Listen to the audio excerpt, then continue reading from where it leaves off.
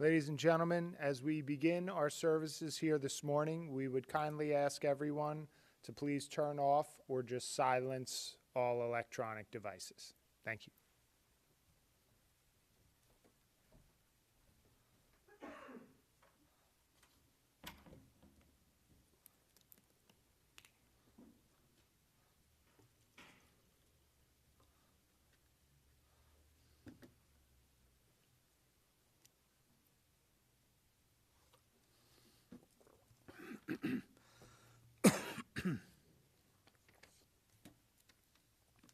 Shalom, everyone. I'm Rabbi Gary Gans. I'm sad but honored to be back with you. You may remember that I officiated at Misha's funeral, and it's this continuation of our contact over the years. I officiated at Arthur's bar mitzvah, secretly his bris, and we've been connected through a lot of major life cycle events over the years. Guitel was not able to make it to Misha's funeral.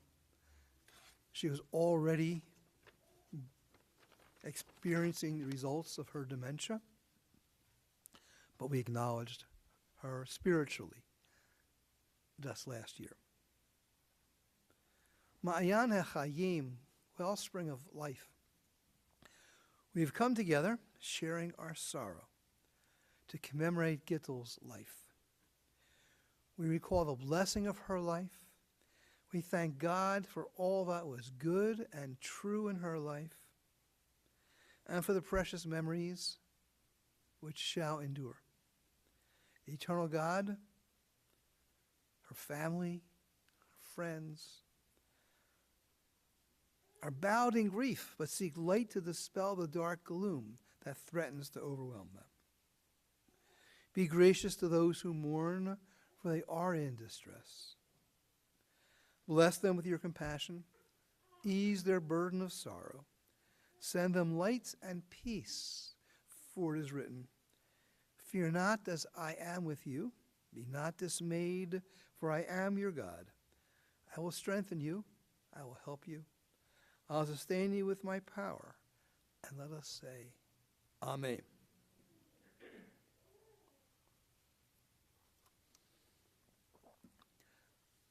I continue with Psalm 23, an excerpt in Hebrew and an English interpretation. My Hebrew is good, my Russian is not. I apologize in advance. Mizmor David, Adonai ro'i lo echsar, benodesha yarbitzeni, al mei menuchot yenachaleni. The Lord is my shepherd, I shall not want. God has me lie down in green pastures and leads me beside the still waters. God guides me on paths of righteousness. God revives my soul for the sake of his glory. Though I walk in the valley of the shadow of death, I fear no harm, for you are with me. Your staff and your rod do comfort me. You set the table in sight of my enemies. You anoint my head with oil. My cup overflows. Surely goodness and mercy shall follow me all the days of my life, and I shall abide in the house of the Lord forever.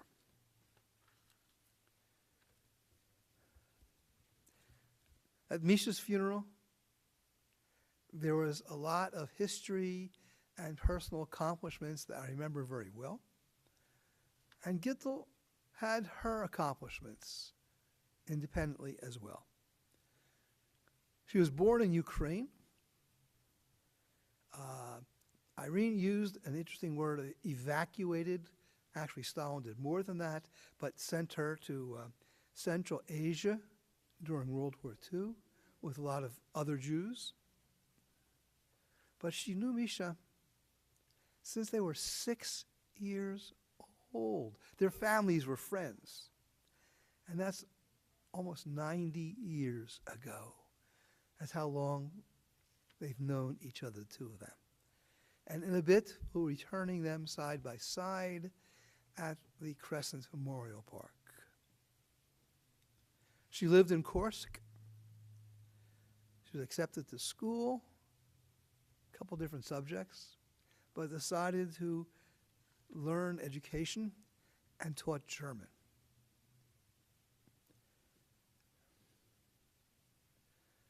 You saw just before we started the public moment that we cut a ribbon.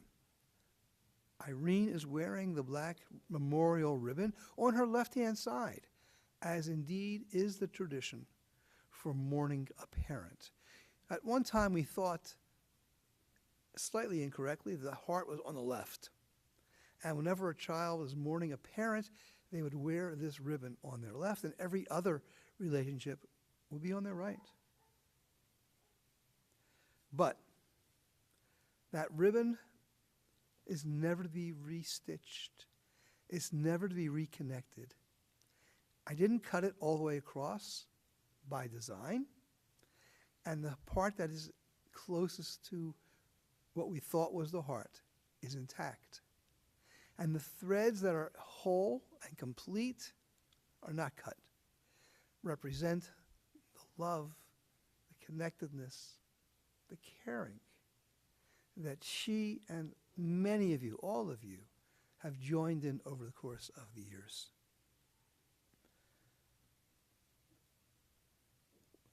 Dina and Arthur, the two grandchildren, we'll be hearing from them in a few moments. And great-grandchildren, that number has expanded since I last saw you. There's Daphne, Sivan, Romy, and now Miko. I have to say, I'm so glad that he's here, because at some future date, he'll want to know, or he'll see the video and know that he was part of the family even at his youngest age. And if he makes some baby noises, that's his way of connecting, his way of communicating and being present.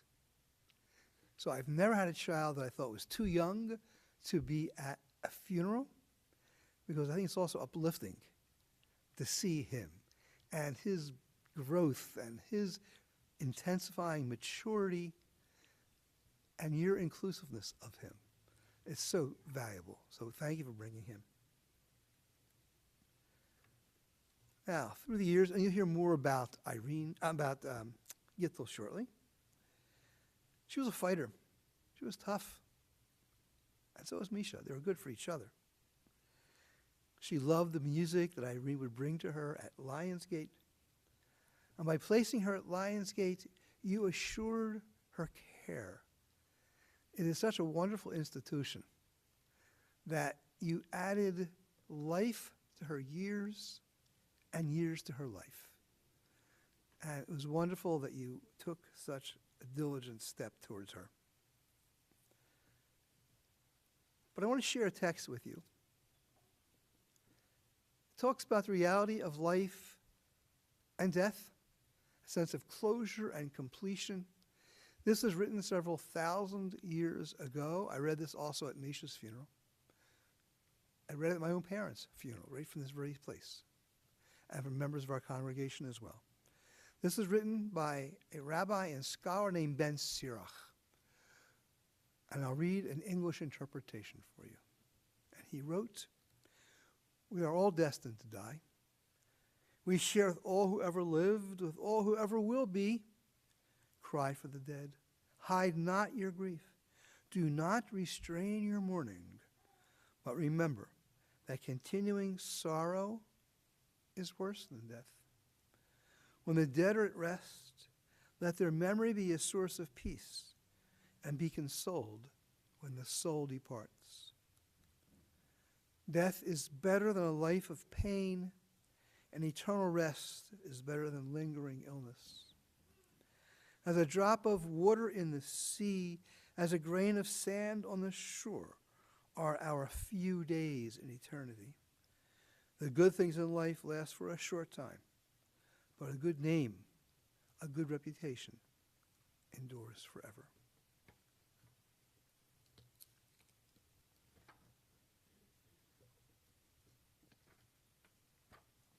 From the book of Proverbs. A woman of valor who can find? She is more precious than fine pearls. Her family trusts in her, and so they lack nothing. She does them good, never harm, all the days of her life. She perceives that her labor is rewarding. Her candle burns on into the night. She reaches out to those in need and extends her hands to the poor. She is clothed in strength and dignity, and she faces the future cheerfully. She speaks with wisdom. The law of kindness is on her lips. Her family rise up and they bless her, and they sing her praises. Many daughters have done valiantly, but you excel them all. We now have a moment of sharing. I'm honored to hear, and I call first on Irene to come up this way and up the ramp.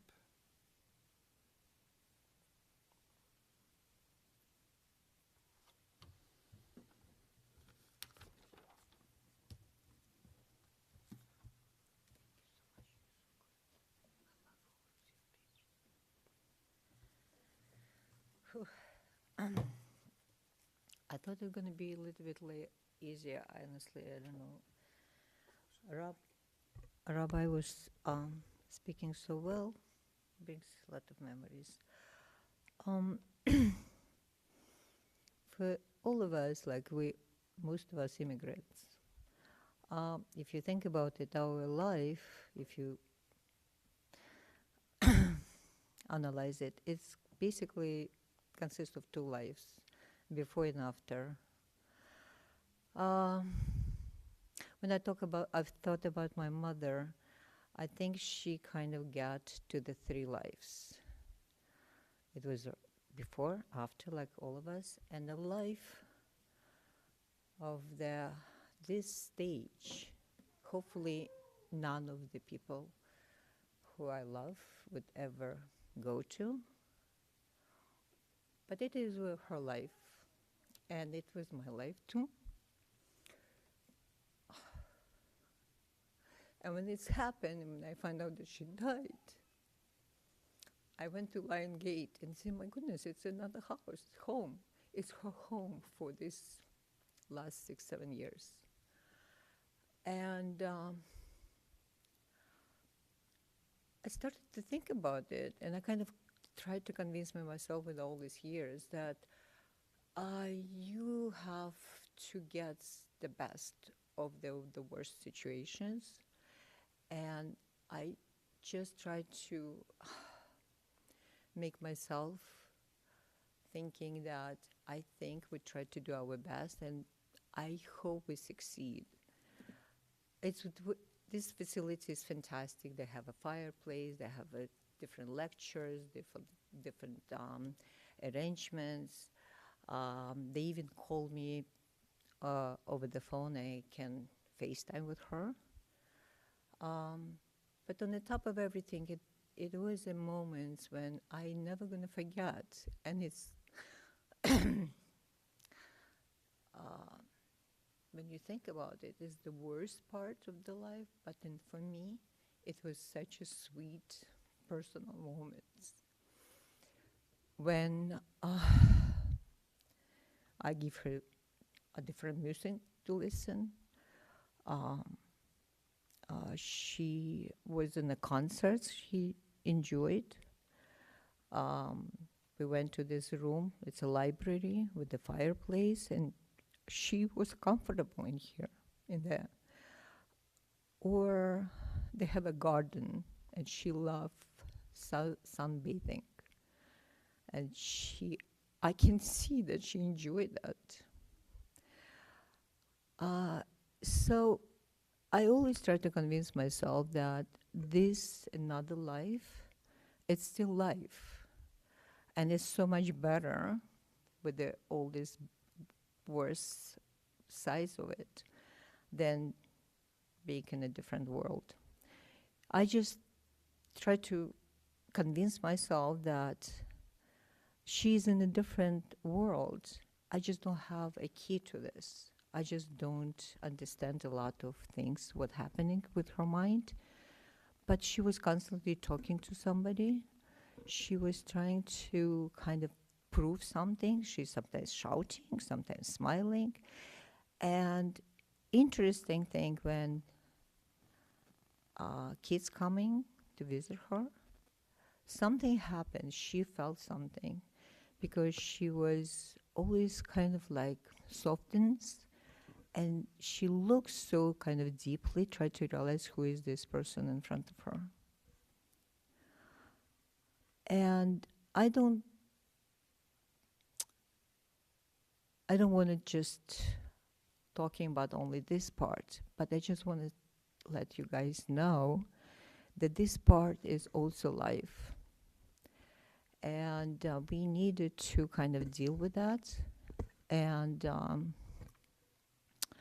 find the best of it.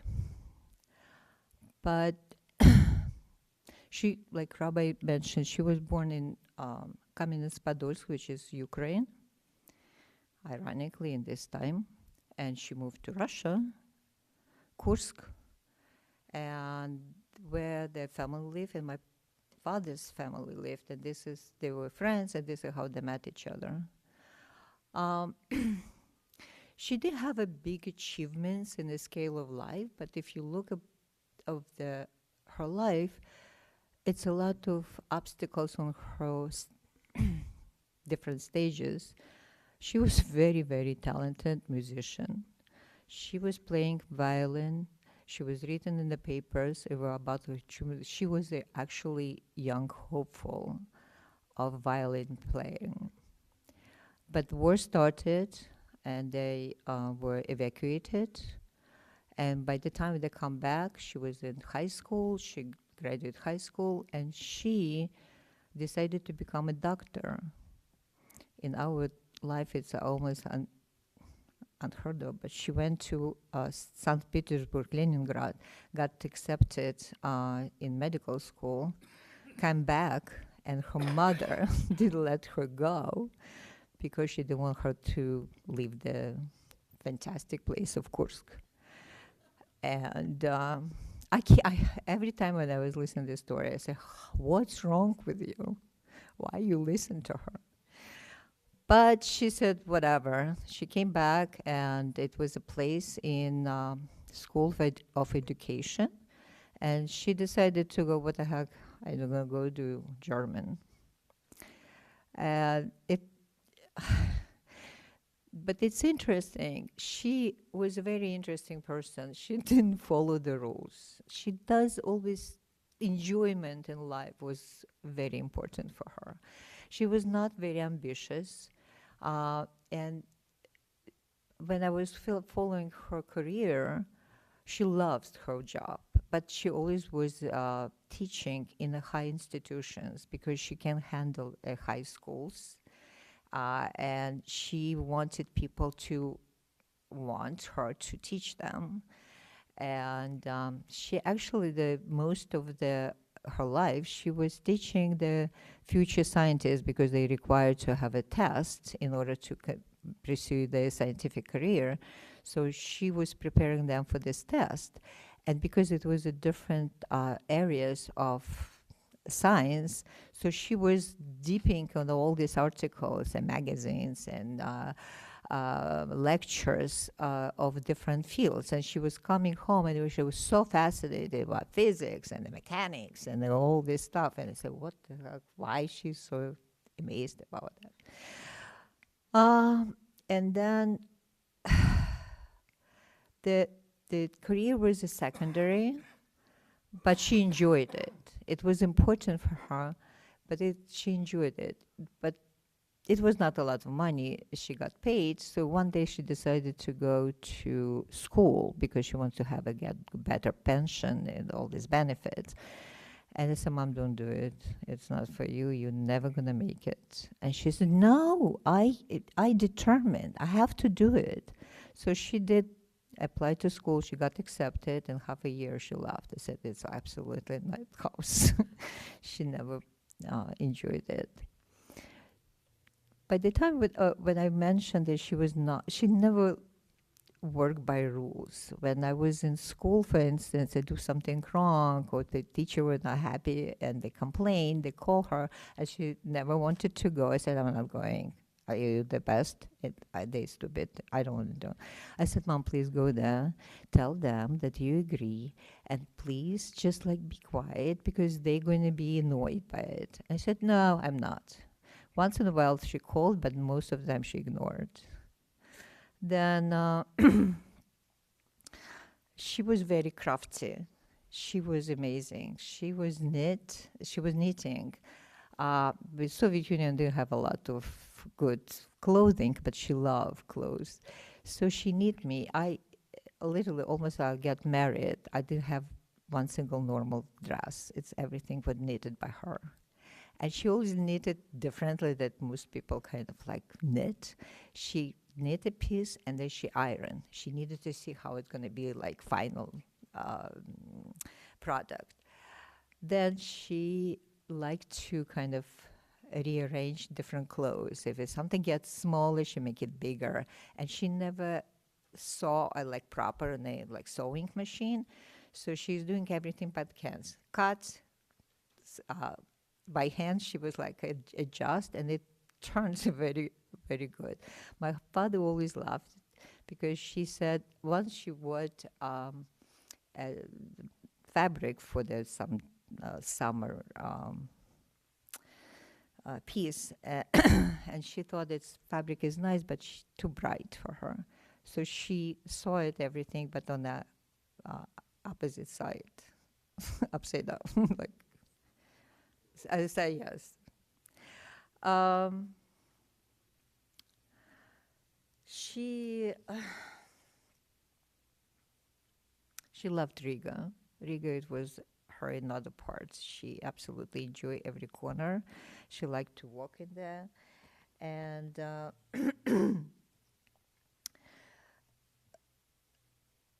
if you look at her life, she had families like definitely he lived for. And it was kind of interesting because my father was an absolute idol.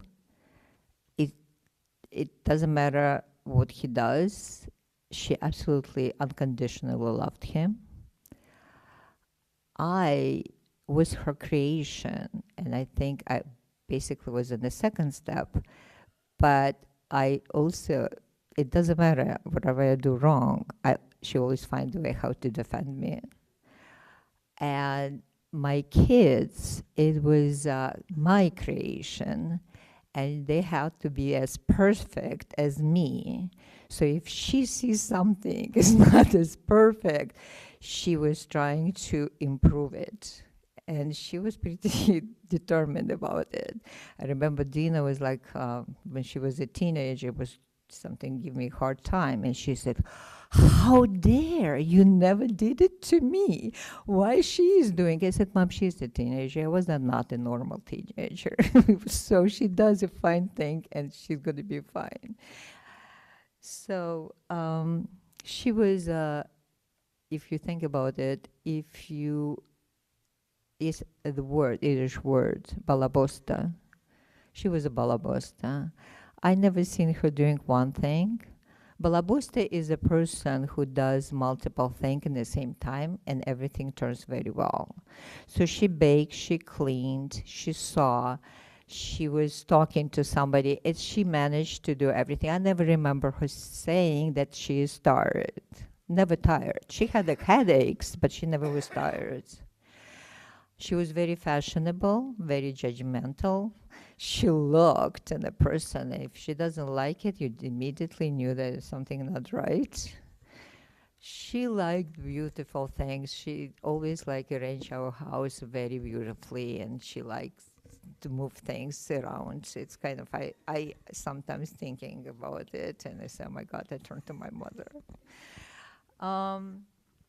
She, something, I don't know, I hope you hear me. When I think about her life and I think about this period of time, she was full of activity and happiness. She was a great laughter. One thing I will share with you, we went to the store and we would kind of had so much fun shopping that we totally forgot that my father is supposed to come home for dinner, and dinner was not ready. So she said, "Oh my God, Irene, he's going to be in half an hour home." So we jump in the trolley and happened to be in home in time, but nothing was ready. She says, make a table, put the plates, everything, because everything. I would say, Mom, you didn't even start cooking. What is the point to make a table? I said, Dad comes, he sees you, he sees the table, everything arranged, he's going to be happy.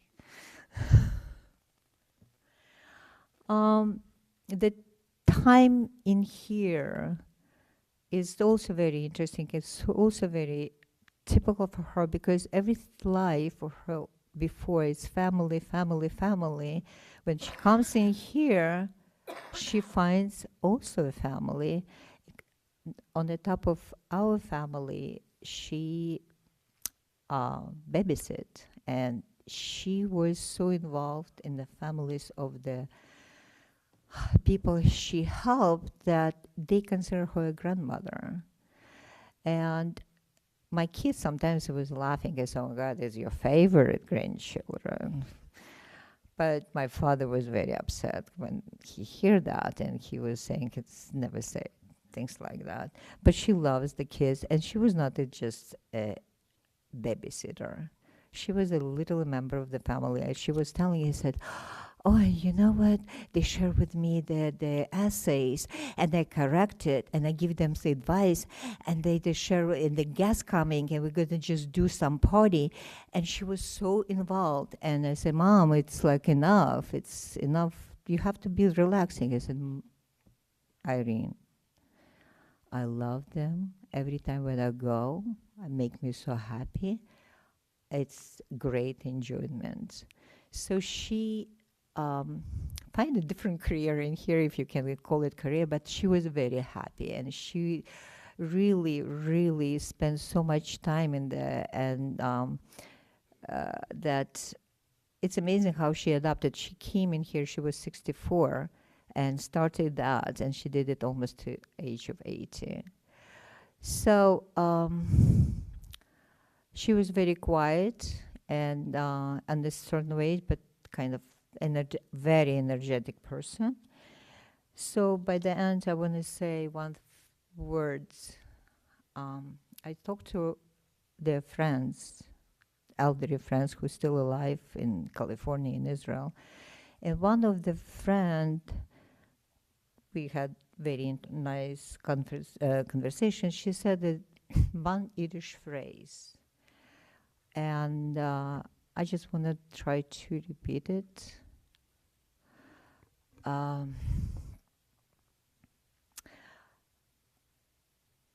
Soll sie sein a gute Betterin to Alleman, meaning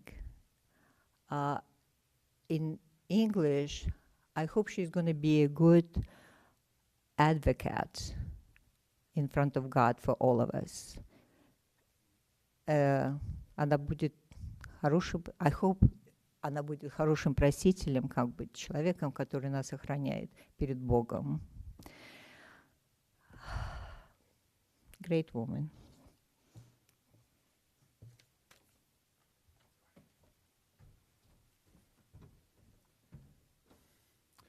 One of the metaphors that I took from Irene's presentation was about Guitel's knitting. And you knitted her life together for us just now with many different threads and colors, and especially the idea of completion of a larger project and a larger picture is what you've just brought to us as well, in keeping with her own style. So lovely. I now call on Arthur.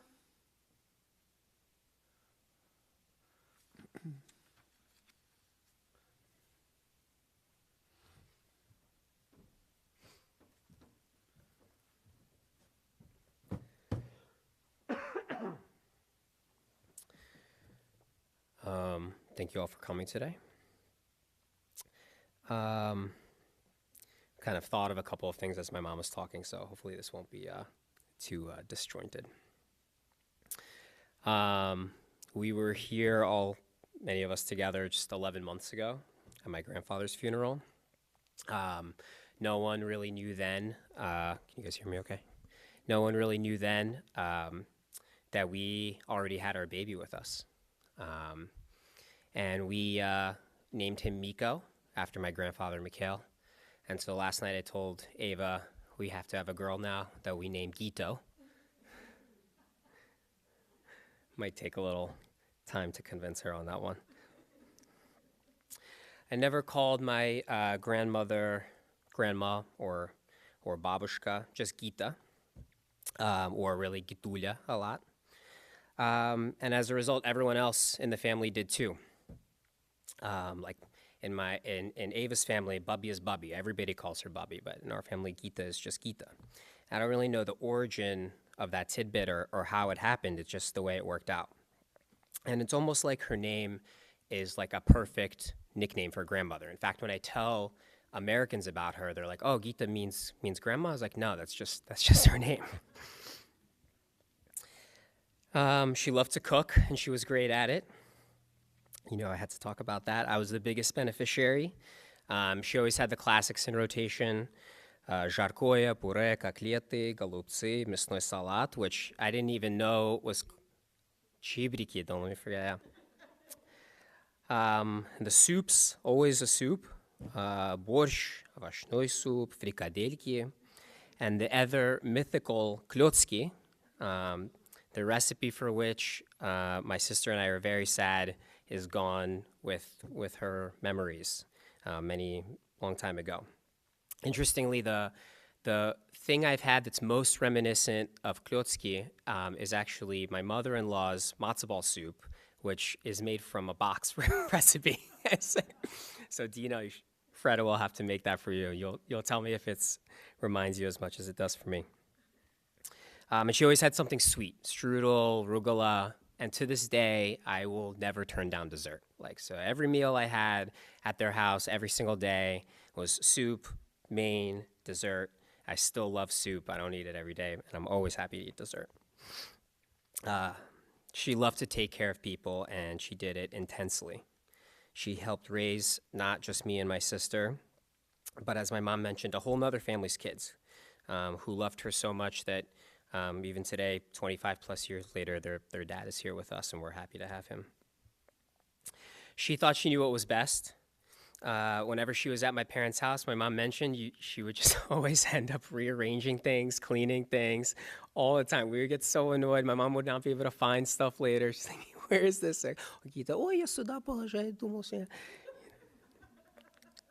And my mom mentioned she sewed, and one time, my dad reminded me as she was telling the story, one time she found a pair of jeans of mine.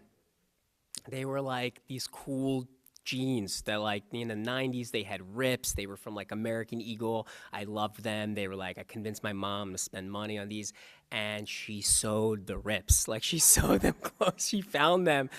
And I was like, "What did you do?" I was so upset. How can you be mad? She just thought she was helping and fixing them. She was like, "What do you mean? This is better." She was an educator. She taught German and spoke 4 languages, basically. Russian, German, Yiddish, and English, which she really just started learning when she moved here at the age of 64. And she was very prideful about learning English properly. She always wanted to be corrected, always wanted to learn. She asked me what was the right way to say something all the time. And she was impressively good at it. Her English was actually very, very good. And as an educator, she was always deeply interested in what was going on in your life. But as a teacher, she really wanted to know what was going on in school. And I guess I never knew this about her reading the scientific papers, all these papers, but she always was asking everything, wanted to really know the details, what I was learning in science or whatever. Really, she, more than anyone, was the person in our family, although there's a lot of it in our family, but she, more than anyone, was the person who said, "How'd you do on that math test? 97? Why not 100? To this day, I think that's where my perfectionism comes from. But she instilled in us an importance for working hard and striving for excellence. It feels very strange to be up here talking about her on this day. I don't mean to be disrespectful, but to me, my grandmother, Gita, has been gone for a long time. And when I think about her, when I remember her, there's a Russian word that always comes to mind. It's shustra, or maybe more appropriately, shustrinka. And I was trying to think about, for the Americans we have, which not so many today, but that's okay. Like what does that word mean? I don't have a Russian dictionary in my brain, but I was explaining to Ava, I was like, I think it means toughness. But then we were talking about it before this, and my sister said it means feisty, and I said, actually, that's right. No? Tell me. Well, all of these are balabos. Okay. Anyways, all of these things are appropriate. She was tough. She was feisty. She was balabosta.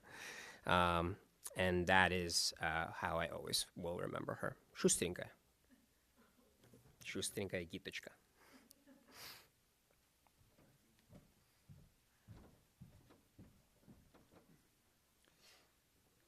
Thank you, Arthur. Fill in one of your questions. Gita actually is a name. It means the good one from Yiddish. And yes. And you'll have to explain to me later what is the difference between a balabusta and a babushka.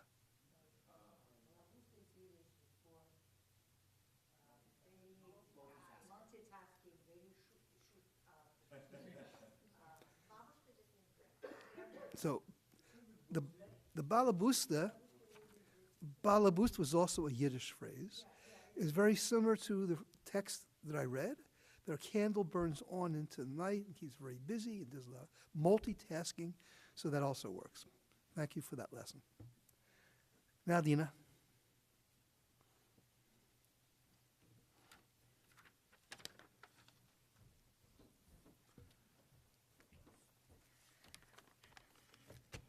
I was thinking about names, and yes, we did call her Gita, but I just thought I'd mention one of my favorite names for her that her mom called her, which was Tunya.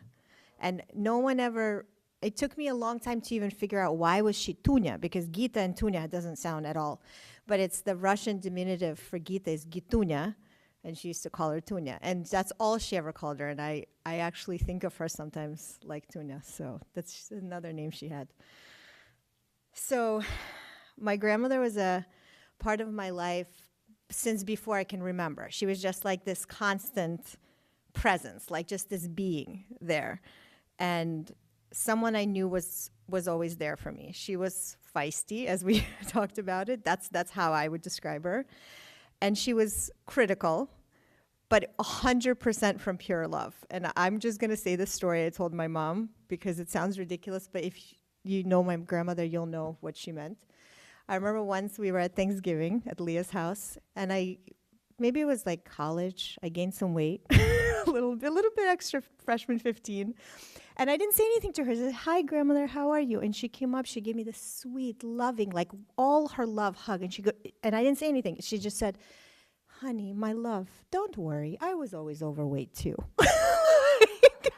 But like she was trying to make me feel better, even though I wasn't even thinking about it. Like that was just her.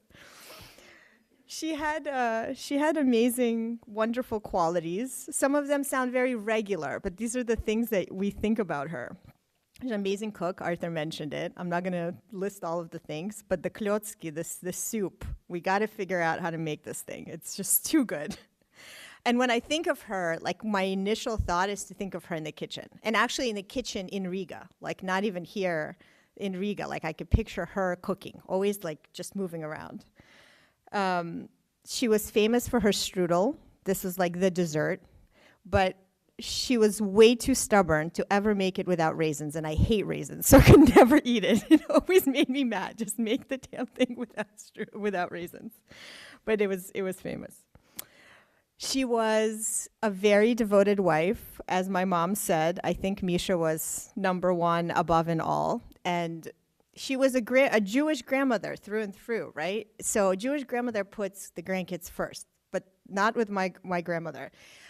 If there was like a last portion left of something, like a last bowl of soup, she would tell me, no, I'm sorry, you can't eat that. That's for Misha. And I remember I told him that once, like maybe 5-7 years ago, very recently, and he was in total shock. He couldn't believe that she did that. I'm like, yeah, you were like on a whole other level for her.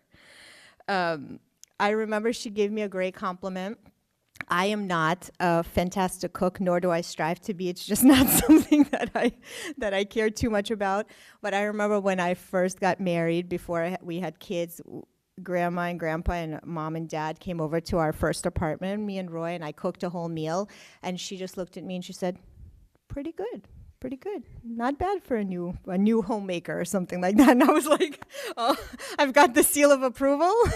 I'm solid. A very devoted daughter. I mean, her parents lived with her for I don't know how many years, which to me is like above and beyond what people do. I mean, that's just wild to me. And like in the way that the Soviet apartments were, they obviously didn't have multiple, bedrooms. So her parents lived in her kitchen. She had this giant kitchen with a pull-out sofa. So they lived in the kitchen. So they were like a constant presence there. So an amazing daughter. Mom reminded me about her rule breaking and how when the teachers called and she would say, I'm not going. I'll tell you a story. I guess I inherited some of that because the other day my daughter got in trouble at school with another girlfriend, and they got a pink slip for chewing gum. And her friend got grounded for 6 weeks. And when my daughter told me, I just started laughing and said, don't do it again. What do I have to sign? So I guess I have a little bit of Gita in me. I thought it was ridiculous. She was a teacher. Everyone talked about it. I remember, I actually have a memory visiting her. She taught at like a technical institute, right? Like a college, but at like a tech school. And she brought me to work with her, and I went into the classroom. And I don't remember the class or anything. I just remember that all of her colleagues and all of her students loved her. Like, they were so happy to see her. Everyone's just happy to be around her. Huh? Okay. She was full of energy, and I think she set a good example for somebody who was, like, she was never idle. She was always busy. She was always on her feet. She always had a purpose. Like, it doesn't matter if it was like sewing a hole or cleaning something up or cooking, but she was like always full of action. And she was crafty till the end. She made me a skirt, I think when I was in college. Like, she sewed me a skirt and gave it to me, and I still have it. Like, I still wear it. Like, I still have the skirt that my grandmother made me. She gave good advice. I remember once I called her about something, and it was like I had to do something, but I didn't want to do it, but I felt like it's the right thing to do. I don't remember the situation. I just remember she said to me, and she said it in Russian, she said, Dina, pluй на всех. It just basically, which translates, doesn't make any sense when you translate. Basically means spit on everybody. But what she was saying is like, don't listen to the noise. Like, ignore the noise. Like, do what you think is right. Like, if you think this is the right thing to do, just do it. Like, don't worry about what people think. And like, that phrase, like, pluj na всех, I just think of it sometimes. She was very adaptable, which I think is super admirable. I mean, she moved here at 62. She learned English really, really quickly. And she basically got this whole new career. I mean, it was a career for her, and she loved her job. She loved the family. She loved your family. And I know that they loved her so much. And she used to talk about the boys that she's with all the time and all of their achievements and what college they're applying to. And yeah, Arthur and I began to joke, of course, they're your favorite grandchildren. She really loved music. I mean, music was just a thing for her, like a passion for her. She played the violin, my mom said. I actually remember, I think there was an article somewhere. I actually saw this article, which I thought was really cool, that they wrote about her in the newspaper, and she had to give it up essentially because of the war. But then when I was 7 years old, she decided I should start learning piano. And my mom said no. I don't know why. She just decided, she doesn't need piano. So my grandmother snuck me behind her back against her wishes and started taking me to one piano school after the next for auditions. And she's like, don't tell your mom. Don't tell your mom. And finally, when I got accepted, then she told my mom, and she's like, okay, fine. So I kind of credit Gita to my love of music and everything that I've done with music, singing, playing piano. I mean, I think she started it all. I think if she never took me, then I probably would have never gotten into it. And in her later years, when she lost her memory, she never forgot music, like songs she would remember. So I would talk to her sometimes on FaceTime, and she would like confuse my grandkids, or maybe not even realize they're her grandkids, maybe think things got confusing. But she would sing them songs, and she would remember all the lyrics. Like she would sing them Russian lullabies and songs, and she remembered all of it. So music stuck with her the longest, I think. And you mentioned her laugh. She had a great laugh. Like sometimes she would get like the giggles and you just couldn't stop. And she would start crying, and it was just so hilarious. And just looking at her, you just started laughing. We have a great photo from this trip we took where she's just dying laughing, looking at my grandfather. It's like my favorite photo of her. When I think of her, I think either she's in the kitchen or she's laughing. Those are like my memories of her. Everyone mentioned they met when Misha and Gita met when they were 6 and 8, so they basically spent their whole life together. And I have a cousin, second cousin now. My mom's cousin's daughter lives in Israel, and we're still very close, even though we don't see each other. And when we found out that Gita passed, I called her and I said, I told her the news, and she just said, I think Misha just called her up. He just said, "Come on, time to be back together. They can't really be apart." So, I don't know that when she said that, it gave me a lot of peace. I hope they're together, back together, and happy.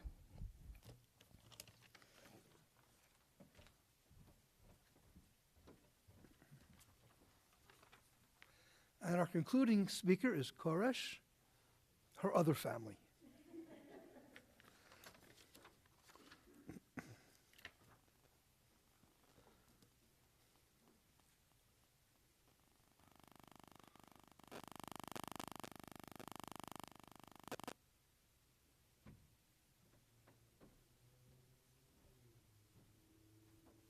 Thank you very much. I enjoyed your speech. Thank you. I think it's good afternoon now.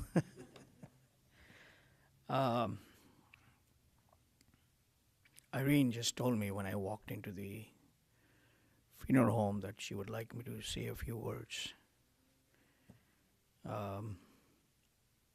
I could go on for hours. When we first heard the news about Guitel passing away, we were shocked. We knew she was sick. We knew she was at Lionsgate for a long time. But nobody expects this news.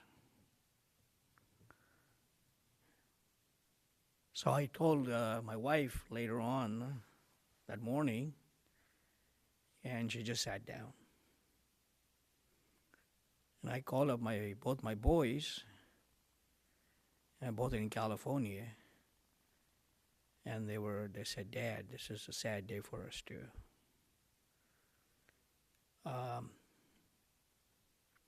We were not really connected to Guitel in any DNA way, but the connection we had was the DNA of love,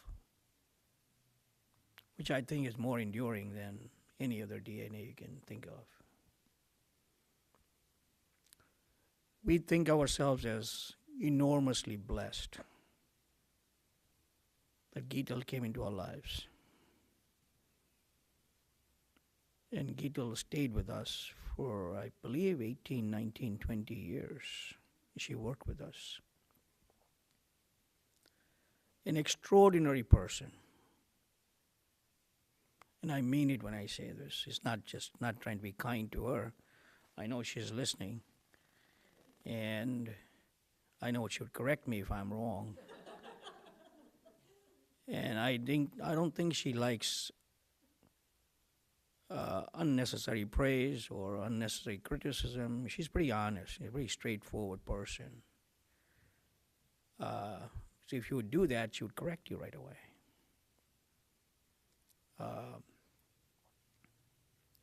She came to our house to take care of my second born, Amar, when he was 3 months old. And I didn't think much of her when I first met her. I said, you know what? I don't think she speaks good English. She doesn't drive, and I don't know if she's going to take care of the boys or not. But my wife had an immediate connection with her. She said, Kresh, I think she's the right person for us. And she stayed with us till Amar went to college, Swarthmore, and even a year after that, she came and just stayed in our house and watched C-SPAN all day. He just liked our house, and she enjoyed our backyard and our deck, and Michael would come and they would have tea together and enjoy it. But Guitel did a lot for us. She raised my 2 boys, and I give her credit for that. She would take care of both the boys when she came from school. She would feed them. She would do. You're right, absolutely right. I agree with everything that Irene said and Dina said and Arthur said. That I think she was the ultimate multitasker. She always walked in the house with both her hands with something, either cleaning this or putting this away or thinking about something. And she never sat down for a minute in our house. She always did work, always worked. And I think, and I was telling my wife all the time, we are paying her to make our sons lazy. Both my sons became very lazy. They would not pick up their clothes. Guitel would pick up. I said, no, it's your job to pick up. Why are you asking this person to do your job? You should do it. To this day, my older son does not pick up his laundry from the bathroom floor because, Guitel always picked it up for her. I can tell you many anecdotes that will tell you how great a person she was. Been married to my wife for about 42, 43 years, and we'd have issues at times. And then she would become our marriage counselor. But I would tell her, I don't think you can be a good marriage counselor, because she was always biased to my wife. She's always telling me that, hey, you're wrong. I said, you didn't hear my story. She said, no, but I know you're wrong because I know you. I said, but you hear me out. But she was a very smart lady. She would not tell my wife in my presence what my wife had to do. She would tell her in private. In my presence, she would tell me I'm wrong and would shut me up. And then privately, she would tell my wife what she has to do to correct herself. I think that was very effective. One day I fired her. I don't know if you remember this or not. My wife was away. She was traveling on business. And I came home from work, and I had asked her to do something, and she probably forgot or didn't do it or ignored me or something. And I had the 2 boys with me. I said, hey, Guitel, I told you to do it. You didn't do it? How come you ignored me? I'm going to fire you. She says, oh, no, you can fire me. I said, no, I'm firing you. She started crying. And she left the house. But both my boys were shocked. Says, Dad, what's wrong with you? Why'd you do this? When Mom comes home, she's going to fire you. I said, you know what? I was a little upset, and I asked both my boys, do me a favor. Can you call her up and apologize? Say, no, we want you back. We miss you and all that. And both my boys were raised to me. I said, Dad, you got angry. You apologized to her. We're not going to call her back. I was too much of a guy to call her up and apologize to her. So one day passed and she didn't come the next morning, and we had a heck of a time in the house without her. Second day passed, and Mom was going to come back in a few days. She says, Dad, what are we going to do without her? Friday morning, 8 o'clock in the morning. She always came to our house 8 o'clock in the morning. Michael would drop her off. She rings the bell in my house and she says, I'm here. And she says, I'll tell you why I'm here. You didn't hire me, so you can't fire me. I was so happy to agree with her. I said, yes, you're right. I cannot fire you. Please come back. Then I apologized to her. My wife told me, never do that ever again, because I'm gonna let you go first before I let Guitel go. That's how she was. She was so close to us. A very talented person. And I was telling Arthur the other day, he should make rugalash for us Saturday morning. It took like 3, 4, 5 hours to make it. And it takes a lot of time. And we go to Panzios to buy it now. Remember Guitel all the time. Her rugalash was much better than Panzios. Just last Sunday, we went to Panzios.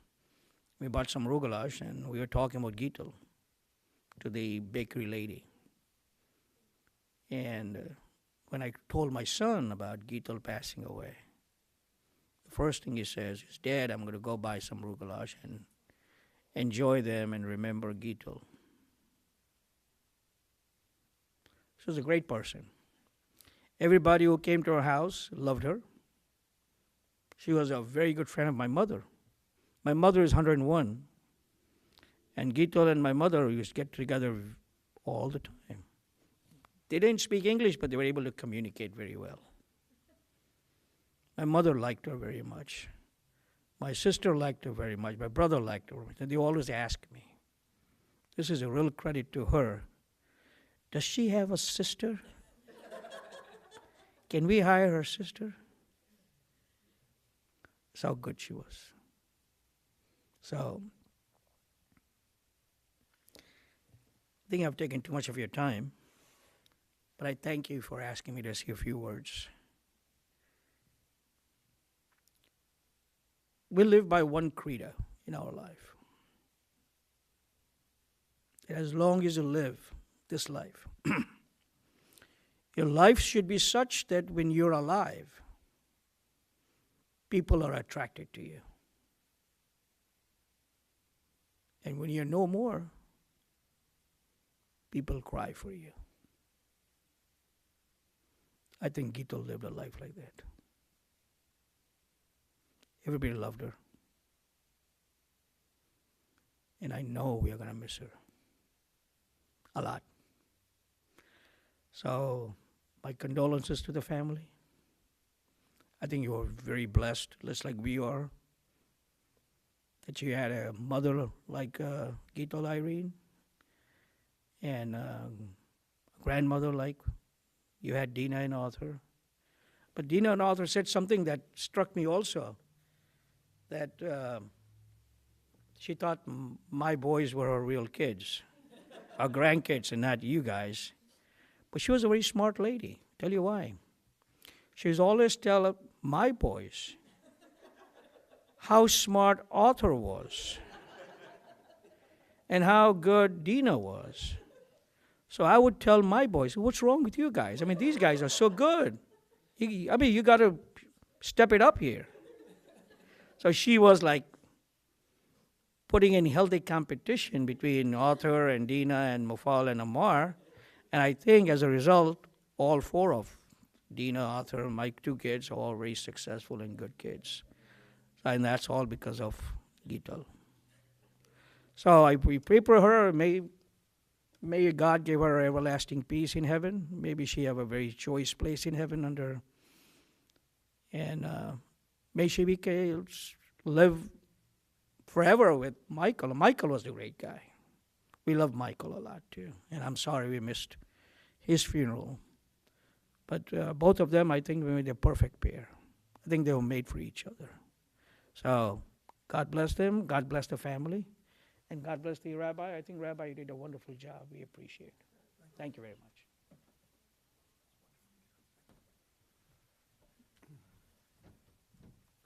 Thank you, Koresh.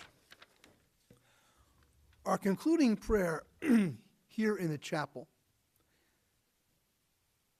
is called El Malei Rachamim, God the Compassionate One. Even in moments of sadness and sorrow, we turn to God for support. I ask all who are comfortable kindly to stand.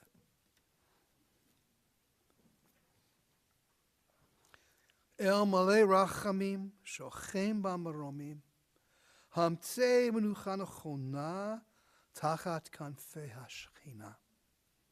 B'malot Kedoshim U'Toharim, K'Zohar Rakia Ma'azirim. Et Nishmat Guitel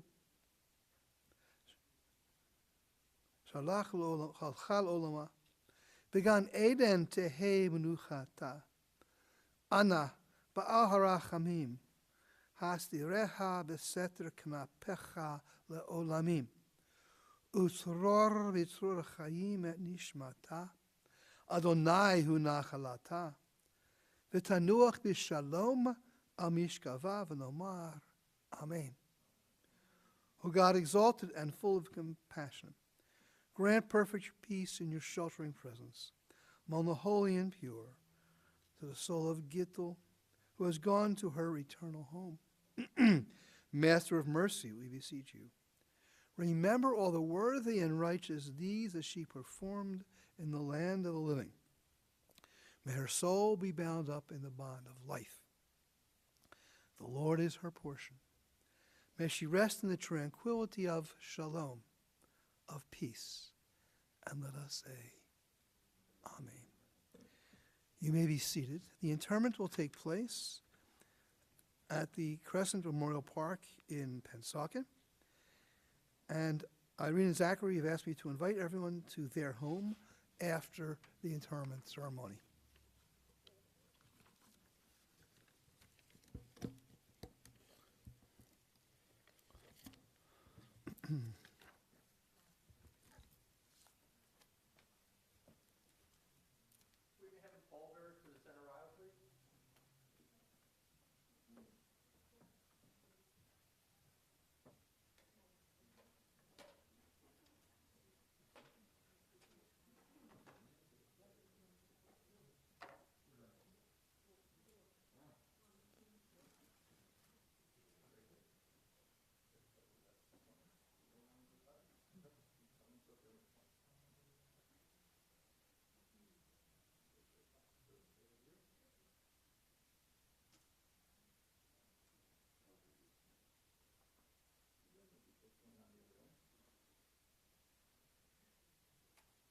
Ask everyone to rise once more, please.